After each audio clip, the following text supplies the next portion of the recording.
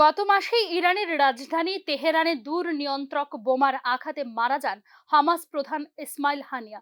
এবার বিধ্বংসী বিমান হামলা চালিয়ে আরেক শত্রু গোষ্ঠী হিজবুল্লাহর প্রধান নেতা হাসান নাসেরাল্লাহকে খতম করার দাবি করল ইসরায়েলের সেনা। সংবাদের সত্যতা সমর্থন করেছে একাধিক আন্তর্জাতিক সংবাদ মাধ্যম।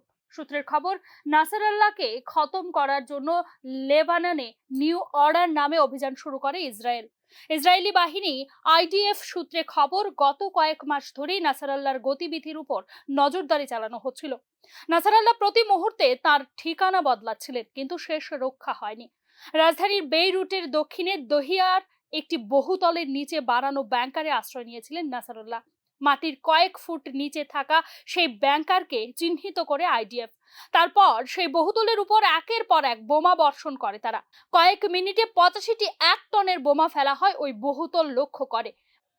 বেশ কয়েকটি সংবাদ মাধ্যমের প্রতিবেদন অনুযায়ী নাসারাল্লাহ এবং হিজবুল্লাহ ডেরা গুড়িয়ে দেওয়ার জন্য GHU-31, ZEAM এবং স্পাইন 2000 বোমা ব্যবহার করেছে ইসরায়েল। প্রথম বোমাটি বানিয়েছে আমেরিকা।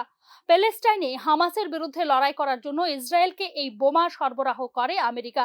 স্পাইন 2000 বোমাটি তৈরি করেছে ইসরায়েলি প্রতিরক্ষা সংস্থা। বোমার অভিঘাত এতটাই ছিল যে সাময়িক ভূমিকম্প অনুভূত হয়েছিল কয়েক কিলোমিটার এলাকা জুড়ে। উল্লেখ্য, গত 32 বছর ধরে হিজবুল্লাহর প্রধান ছিলেন হাসান নাসরাল্লাহ। ইসরায়েলের বিরুদ্ধে যুদ্ধে তার নেতৃত্ব ও দক্ষতা ছিল প্রশ্নাতীত। গত কয়েক সপ্তাহে একের পর এক হামলা চালিয়ে হামাস ও হিজবুল্লাহর একাধিক শীর্ষ নেতাকে খতম করেছে ইসরায়েল। গত সপ্তাহে ইসরায়েলের বিমান হানায় মারা যান হিজবুল্লাহর আরেক শীর্ষ সামরিক কমান্ডার মোহাম্মদ কবেইসি। দুই জঙ্গি গোষ্ঠীকে নির্মূল না করা অবধি এই হামলা জারি থাকবে বলে হুঙ্কার দিয়েছেন ইসরায়েলের প্রধানমন্ত্রী। হিজবুল্লাহ প্রধানের মৃত্যুর পর তাদের প্রধান মিত্র ইরান কি ধরনের অবস্থা নেয় সেই দিকেই সবার নজর। এক কথায় যুদ্ধের গনগনে আঁচে তপ্ত গোটা অঞ্চল। Bureau report, news now.